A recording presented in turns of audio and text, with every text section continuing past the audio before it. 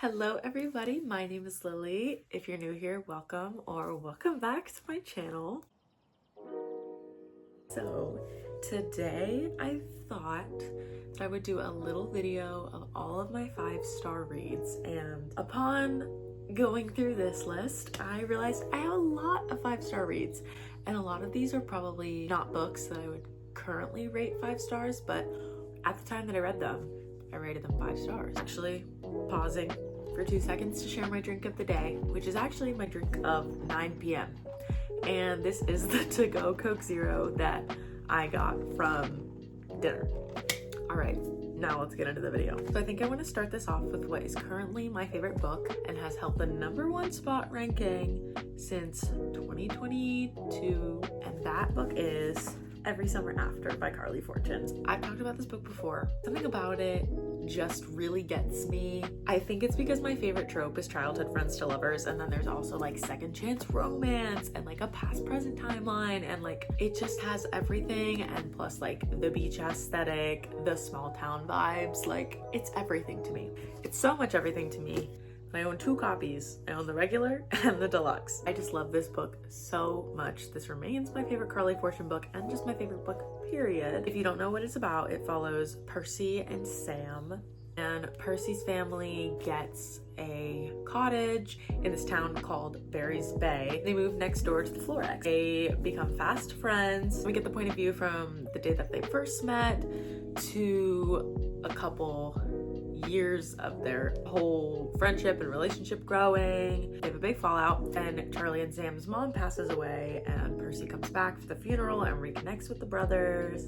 So good. I've read it twice, and it was an immediate 5-star both times, and I live by that. Next up, I'm gonna be going with my second Carly Fortune 5-star read, which is One Golden Summer, which actually also, I call it like a sequel to Every Summer After. This book takes place after the events of Every Summer After, like the end of Every Summer After, and this book focuses more on the second brother, Charlie Florek, and this woman named Alice. Alice is a photographer, and she comes with her aunt, I'm pretty sure, to Barry's Bay. So she had actually been to Barry's Bay before. She took a picture of this little yellow boat, which actually ends up being Charlie, Sam, and Percy, but like she obviously didn't know it was them when she took it. And then she comes back to Barry's Bay and she connects with Charlie, and they start to form a relationship, and it was just so good. And there are cameos from the other characters from the first book, and like it holds up on its own. Like you don't need to read Every Summer After, but like obviously it enhanced the experience tenfold. So I would highly recommend reading One Golden Summer, but also reading Every Summer After. Okay, moving on to my next all-time favorites. If you know me or have seen videos on my channel before, you know that I love Harry Potter. I always have. I think I read the first 4 when I was in like 1st grade, and I have reread them a billion times and watched the movies more times than I can count. It's my favorite series. It's just the perfect nostalgia, the storytelling. I just love that series so much. So my next 5-star read is Harry Potter and the Sorcerer's Stone. It's just so iconic. If you don't know, like, just read it. If you've never seen the movies, watch them. I recommend watching the books. I recommend reading the books and watching the movies, but it is a long series. I understand it takes a lot of commitment, but I highly recommend. If you don't know, I'll give you a quick rundown. This book follows Harry Potter. First book, he's 11, and he is just kind of a sad little boy living with his aunt and uncle and cousin who treat him like crap. And on his 11th birthday, this big guy comes banging down the door. He's like, "You're a wizard, Harry." And Harry's like, "Oh, what?" Anyways, and then he embarks on his journey to Hogwarts, and this whole first book is his first year at Hogwarts, and he meets his best friends, Ron and Hermione, and some other characters, and we have like a threat already building, and the stakes are high, but like it's still fun because this is like, you know, the beginning of it all. It's so good. I gave it 5 stars. Is it the best book in the series? No. Is it my favorite book in the series? No. But it just is peak because nothing ever compares to reading this book and like being put back into that world. So my next 5-star read is Harry Potter and the Prisoner of Azkaban. Now I'm not gonna talk too much about this one because if you haven't read Harry Potter, I don't want to spoil anything, but this one is their 3rd year. They're 13 in this book, and the stakes are getting higher. Stakes are getting higher, the threats are becoming stronger, and there's more magic, more characters, more crazy things going on. This is my favorite book, and it's my favorite movie. And I would highly recommend watching the book and reading the movie because it just enhances the experience so much more. Okay, continuing on the trend of series, I'm just gonna rapid fire these ones because they're all in the same series. So I have Heartstopper books 1, 2, and 4. Now, there's 5 books in the Heartstopper series, but for some reason I didn't write 3 and 5 stars. Basically, you have Nick and Charlie. Charlie is openly gay. Their school, I think he's like, and he was bullied pretty badly for coming out and has a really close group of friends, but like he just doesn't really feel like he belongs, and he's kind of sad. And he, at the start of this, he's in like a really bad relationship, and it causes Charlie a lot of stress, and that kind of leads him to meet Nick. I think he's the captain of their rugby team, and he is like, as everyone calls him, like straight, popular, like no way is he gay. And then Nick and Charlie form a friendship, and then Nick realizes he's bisexual, and then they embark on a relationship. It's just, the whole series is just a beautiful story of like navigating young LGBTQ relationships and coming out during school when you're younger, and you know, kids can be mean. So these books deal with that. They deal with mental health issues. They deal with relationships of all different kinds, parental relationships, friendships, romantic relationships. And there's also a TV series that they've made. There's 3 seasons of the TV show, and then they're making a movie to like wrap it all up. And then my next 2 5-star reads are also from the Heartstopper universe. They are This Winter and Nick and Charlie. These ones are kind of like novellas. They are also obviously about Nick and Charlie. This Winter is more about the Spring family, which is Charlie's family, and it's him and his siblings and his mom and dad and like kind of stuff that Charlie's going through. And then Nick and Charlie is obviously about their relationship and like kind of how it's gonna go once Nick goes off to college. All of these books deal with very heavy topics, trigger warnings like bullying, eating disorders, depression, stuff like that. Very heavy trigger warnings on these, but very, very, very good reads. Oh, and they're also graphic novels, so you can just like zoom right through them. My next 5-star reads are all from series, but I only have 1 5-star read in every series. Okay, first up, I have The Last Olympian in Percy Jackson and the Olympian series. This book is the 5th book in the original 5-book series. Most of these books, like, I feel like I can't say a lot because they're part of a series and like you have to read the whole thing to kind of like get where we're at. But let's just say the stakes are high in this book. Really intense things happen, and I'm pretty sure that the characters are like 16 or 17 in this, which is kind of crazy for some of these really intense, high stakes things to happen. But it makes for a great read, and this is the 5th book with these characters, you know, so you know them pretty well. And I did shed a tear or 2 during this book. Highly recommend this whole series, but this is my 5-star from the series. Keeping with the realm of Rick Riordan, our next 5-star is The Hidden Oracle in the Trials of Apollo series. People can say what they will about this series, but this book was so entertaining. It was just kind of ridiculous. Apollo is such a character. I found myself like laughing out loud. This is the 1st book in the series. This book follows Apollo, who is a god, and he made his dad, Zeus, mad one too many times, and Zeus turns him into a human and sends him down to Earth, and he has no magic and he's just a normal person. And he's like, hey, how can I get back to being a god? And basically he has to complete a bunch of quests just like most demigods do in order to get back to Olympus. And he teams up with this girl named Meg, and they go on crazy quests. Yeah, it was just really fun. My next 5-star from a series is The Deal by Elle Kennedy. This is the 1st book in the Off-Campus series. This is the only book I've read in the Off-Campus series so far. I think I've talked about this book before, and I ate this book up. I was not expecting to love it as much as I did, but I listened to the majority of this on a really long car ride, and I was locked in. I was laughing, I was giggling, I was kicking my feet, and there were some really heartfelt moments in here too. I really pleasantly enjoyed this. Basically, this book follows Hannah and Garrett. Garrett's on the hockey team. Hannah is a singer, and she's like really smart. Basically, Garrett comes to her and is like, I need a tutor, and if you tutor me, I'll pretend to be your boyfriend so that we can make the guy that you like jealous. And they're like, okay.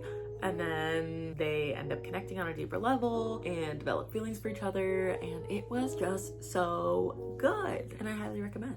Okay, my next 5-star read is Just for the Summer by Abby Jimenez. This is the 3rd book in the Part of Your World series, the only book I've read from the Part of Your World series. I've talked about this book many times already. This is a 5-star read. It's perfect. It's perfect. It's perfect. It's perfect. It follows Emma and Justin. They both have this thing where they date a person and then they break up with that person, and then the person that they broke up with ends up finding the love of their life, and they're like, let's date each other, and then when we break up we'll find the love of our life. But they end up falling in love, and it's just so good. I cried, I laughed out loud, everything about it so good. The family dynamics, the friendship, the relationship dynamics. Read this book.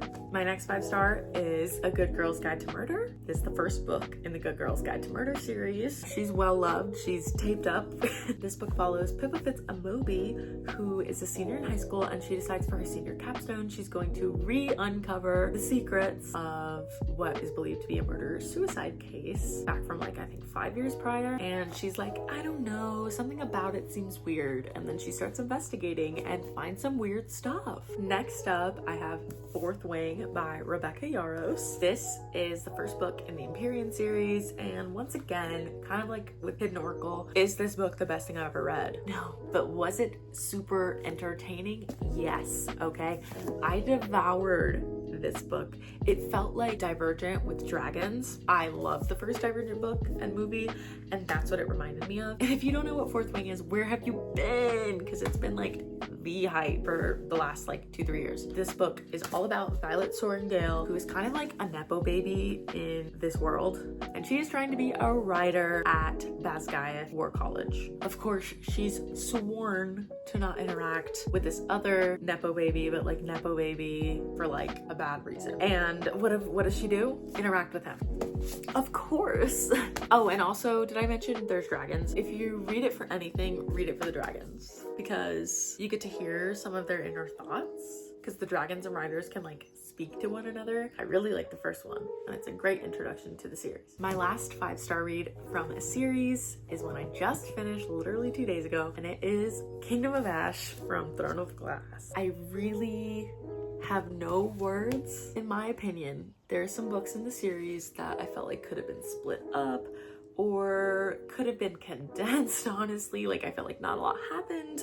Maybe I need to reread, but let me tell you, I was locked in for this one, and I think it's because 2 books prior I was really locked in, but like, okay, this book comes full circle to every other book in the series, connections from other books, things that like you thought were happening are happening differently. Like, it's just page after page after page of high stakes, perfection, stress, crying, happiness, craziness, plot twists. Like, it's just so good, and I'm gonna be thinking about this series for a long time. She's big, and so is the whole series, but it's so worth it.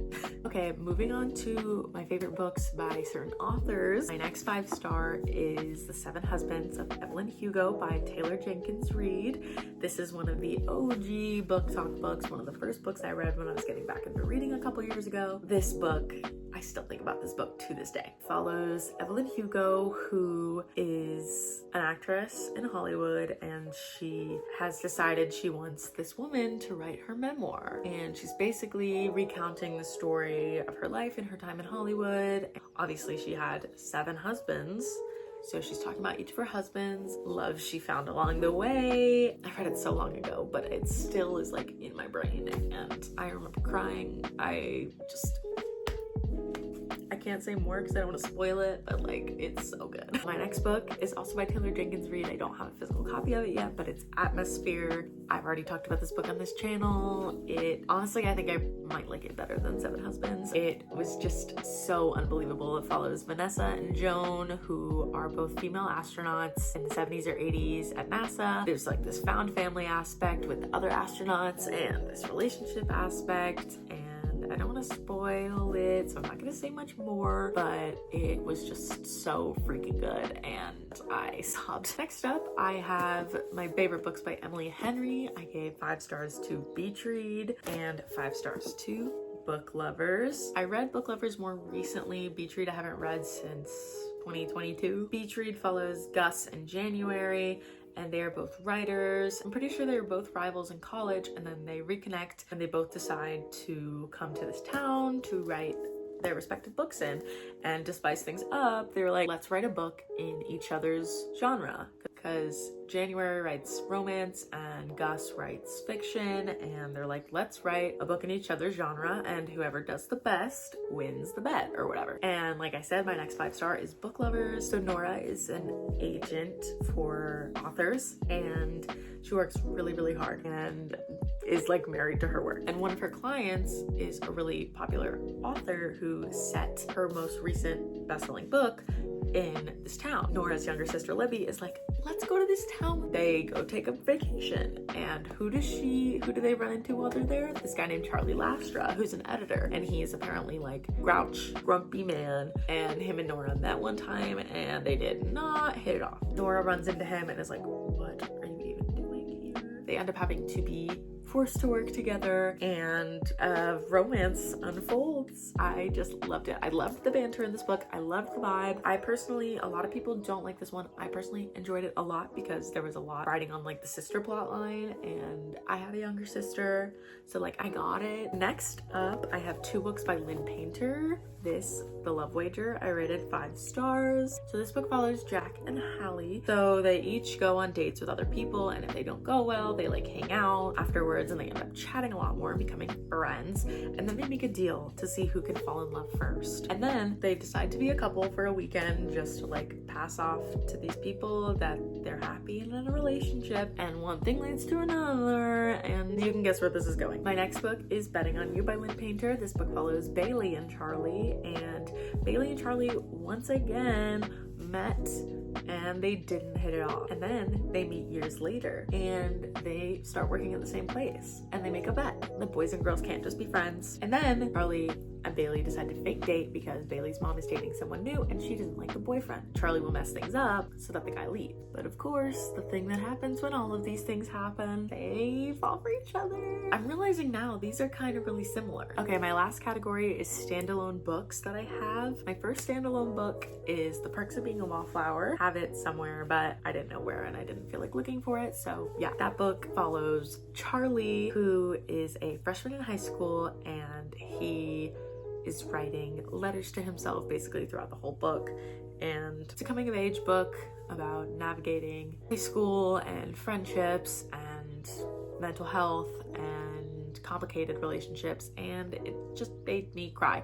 And I remember I was listening to it when I was a sophomore in college. I was at the work day for our first play, and I was putting glue on these strips of tarp to Dutchman the stage, and I was crying while I was doing that at the work day because I was listening to my book and I was in my own little world and I was crying. So yeah, rated that one 5 stars. My next 5-star standalone is Love in Other Words by Christina Lauren. This one is kind of similar to Every Summer After, along the same lines of like childhood friends to lovers. It follows Macy and Elliot. Macy moves into this house right next to Elliot, and they become fast friends. It goes back and forth between the past and the present of their whole relationship and stuff that happened, and they had a falling out. It's kind of very similar to Every Summer After, but like, you know, still different because they're different people and different characters. I read this one first, and I think it's time for a reread. A lot of these I'm realizing like I really want to reread them. My next 5-star I recently read, and it's We Used to Live Here by Marcus Kleiber. I already talked about this book before. It's so good. I listened to it and I highly recommend listening to it because there are these little podcasts or like documents kind of that are used as evidence in this like argument thing. The audiobook has like a creepy sound. It's like a freaky like robotic glitchy sound that plays the first time you hear one of these docs, and I was like, what the heck was that? And it made me scared, and it really enhances it because this book is a horror and I was not expecting that and I was not expecting to like it that much because I never read a horror book. It's about this young couple, Charlie and Eve, and they move into this house, and right away things start to be weird. And then Charlie leaves to go to town or something, and Eve is left alone at home. And this family shows up. The dad of the family is like, oh my god, I used to live here. Like, this was my house when I grew up. And then things start to get really, really, really, really weird and freaky and scary. And the end made me mad and also gagged because I was like, ah, that's so annoying. But not annoying because like the book, but annoying because of the characters, because I was like, oh my god, are you kidding? But in like a really good way. So yeah, highly recommend this book. And my last 5-star read is Checkmate by Ali Hazelwood. I had no interest in chess before this book. This book follows Mallory Greenleaf, who is low-key like a chess prodigy, but she stopped playing chess and then she picks it back up and she plays Nolan Sawyer, who's the champion of chess, and they play each other at this tournament, and Mallory beats him and everyone's like, who the frick is this? And then she goes and joins this like chess conservatory training thing, and she and Nolan become fast friends, and slowly something more. What an interesting concept. Chess rivals. Come on. Those are all my 5-star reads spanning from 2021 to 2025. These are all my favorites and I highly recommend them, and maybe I'll make a video rereading some of them and seeing if they still hold up as 5-star reads. I hope you enjoyed. Like, comment, subscribe, and I hope to see you in the next one. Bye!